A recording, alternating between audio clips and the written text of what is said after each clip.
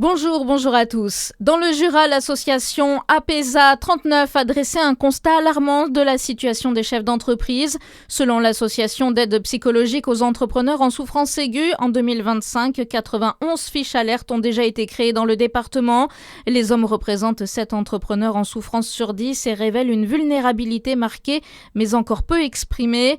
Les difficultés s'inscrivent aussi dans la durée. Dans près de 70% des cas, elles dépassent un an.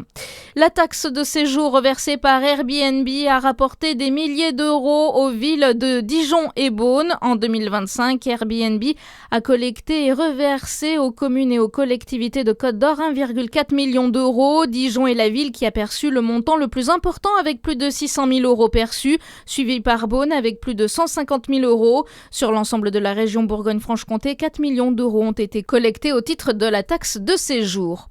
La mort de Nathalie Baye, l'actrice s'est éteinte hier soir des suites de la maladie de Lewy, annonce sa famille. Figure majeure du cinéma français, l'ancienne compagne de Johnny Hallyday a tourné avec les plus grands, de Jean-Luc Godard à François Truffaut. Elle a remporté 4 Césars, dont 2 de la meilleure actrice. Nathalie Baye était âgée de 77 ans. À Montceau-les-Mines, le Capitole fait désormais partie des plus beaux cinémas du monde. Il vient d'être honoré à Las Vegas lors de la présentation du premier guide professionnel des 200 plus beaux nouveaux cinémas du monde. Il est même premier dans la catégorie européenne.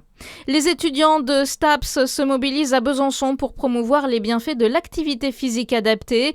Les étudiants byzantins de l'UFR proposeront des ateliers sportifs variés dans le cadre des journées omnisports organisées les 11, 12 et 13 mai.